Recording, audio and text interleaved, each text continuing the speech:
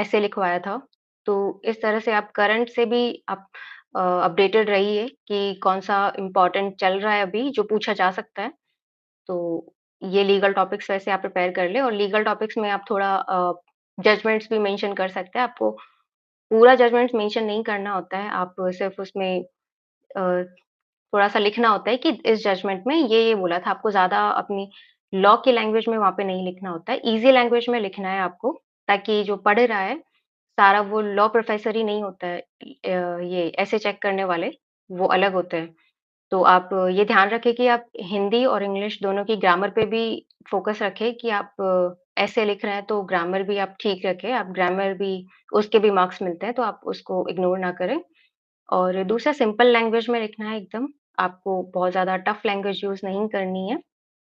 आप simple language में लिखें और दूसरा आप इस तरह से लिखें कि जो आप ऐसे लिख रहे हैं, अब उसको एग्ज़ामिनर की तरफ से देखें कि एग्ज़ामिनर को वो पढ़ रहा है तो उसको पूरा फ्लो लगना चाहिए कि हाँ, स्टार्टिंग से एंड तक पूरा फ्लो था।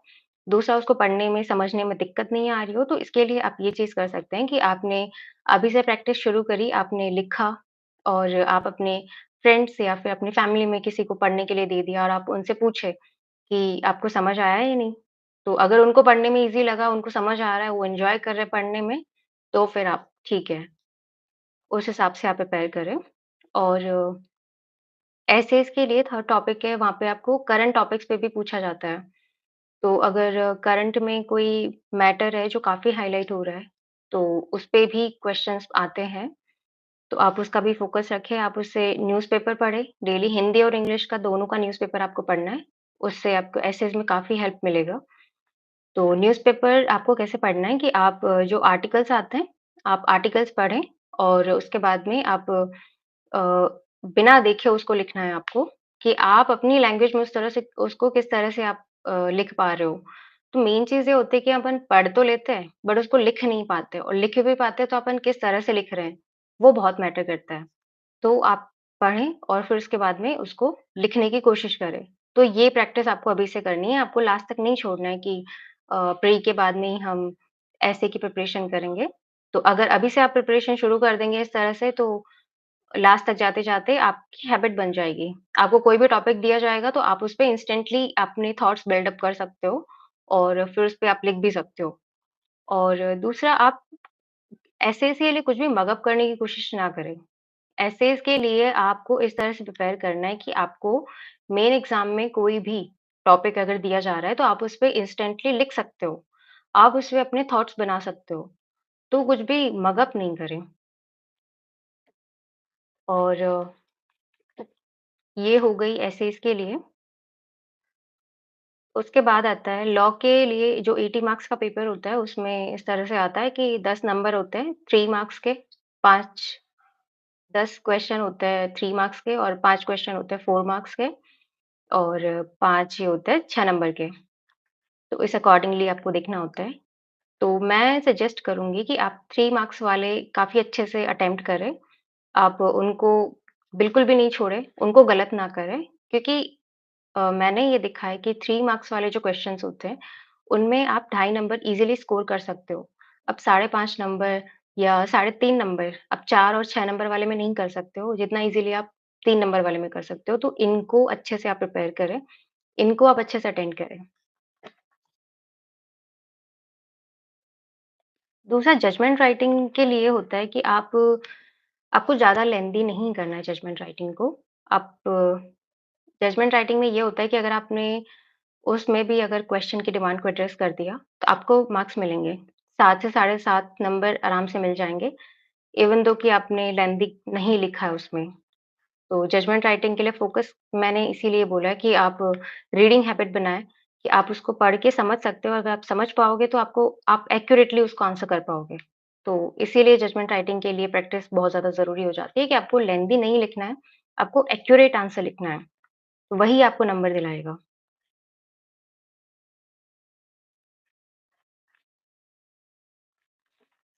लास्ट आता है इंटरव्यू। तो इंटरव्यू के लिए कहते हैं कोई सिलेबस नहीं होता है, बट अगर आप नोटिफ़िकेशन पढ़ेंगे तो उसमें लिखा हुआ है कि आपको GK, current affairs present day problems, legal topics कुछ भी आपको पूछ सकते हैं। और उसमें ये भी लिखा हुआ है कि marks shall be awarded for the candidate's proficiency in Rajasthan dialects and social customs of Rajasthan. So ये चीज़ भी आप ध्यान रखें कि आप राजस्थान स्पेसिफिक जो भी जीके है, राजस्थान की ज्योग्राफी, राजस्थान के डायलेक्ट्स, कस्टम्स सब पे आप फ़ोकस रखें।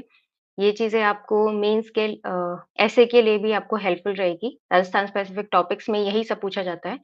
तो इस पे भी आप फ़ोकस रखें और जो मैंने बुक सजेस्ट करी है उसमें वो अवेलेबल हो जाएगा, वो वहाँ पे आप कवर कर सकते हो और अगर वहाँ से कवर नहीं हो रहा है तो आप यूट्यूब पे डाल सकते हो, आरएस रिगार्डिंग जो भी वीडियोज़ आती है, तो आप उनमें से राजस्थान की जीके आप पढ़ सकते हो। तो उस पे भी काफ़ी फ़ोकस रखें क्योंकि बहुत से बच्चों का इंटरव्यू सिर्फ़ राजस्थान की जीके पे ही चलता है। तो राजस्थान की जीके बिल्कुल भी इग्नोर ना करें। उसके बाद क्वेश्चन ये है कि आपने प्रीलिम्स की तैयारी कैसे करी मैंने बता दिया। मेंस की बता दिया मैंने और सोर्सेज़ मैंने बता दिया। मेंस आंसर फ्रेम कैसे करना है? मेंस का आंसर फ्रेम ऐसे करना है कि आपको पहले तो प्रैक्टिस करनी है बहुत ज़्यादा कि आपको लिखने की प्रैक्टिस है, आप लिख पा रहे हैं अच्छे से। आप अभी से पढ़ रहे हैं तो आप लिख-लिख के भी पढ़ें, ताकि आप लिख सकते हैं उसको अच्छे से और दूसरा ये कि आपको टू द पॉइंट आंसर करना है, मैंने वो एड्रेस कर दिया है। और आपको ज़्यादा नहीं लिखना है, अगर आपको उस पे कोई जजमेंट आता है, तो आप उस पे जजमेंट लिख सकते हैं और अगर आपको कोई सेक्शन जो उससे इम्पोर्टेंट इंटरलिंक हो रहा है, तो आप वो मेंशन कर सकते हैं। बट ऐसा नहीं है कि आप मेंशन नहीं करेंगे तो वो आपके नंबर कटेंगे, ऐसा नहीं है। अ, अगर उसमें क्वेश्चन में पूछा गया है कि एक्सप्लेन विथ केस लॉज़, तो फिर आपको केस लॉज़ मेंशन करने पड़ेंगे, तब आपके मार्क्स कट सकते हैं। तो देखो मेंस के क्वेश्चन्स क्या होते हैं ना कि अगर आप मेंस के क्वेश्चन्स को ढंग से नहीं पढ़ोगे तो आपके नंबर कट सकते हैं। कैसे कि अपन को आइडेंटिफ़ाई करना होता है कि जो मेंस का क्वेश्चन आ रहा है, उसमें उन्होंने एक ही क्वेश्चन में कितने क्वेश्चन पुट अप किए हैं। तो फॉर एग्ज़ाम्पल उन्होंने डेफ़िनिशन भी पूछ ली, उसके बाद उन्होंने उसके एसेंशियल इंग्रीडिएंट्स भी पूछ लिए, उसके बाद में उन्होंने डिफ़रेंस भी पूछ लिया किसी में। तो अपन सिर्फ़ एक टॉपिक देख लिया अपन ने, तो उस टॉपिक पे जितना भी अपन को आता है सबने लिख दिया। तो ऐसा नहीं करना होता है। वो जो 3 क्वेश्चन उन्होंने पूछे हैं, एक ही क्वेश्चन में, तो तीनों को आइडेंटिफ़ाई करना है कि ये क्वेश्चन इन्होंने पूछा है और उन तीनों को आपको एड्रेस करना है क्वेश्चन में। और अगर आपने ये किया तो आपको नंबर अच्छे मिलेंगे, बट अगर आपने एक भी पोर्शन उसका छोड़ा, तो नंबर कटने के चांसेस वहाँ पे होते हैं। दूसरा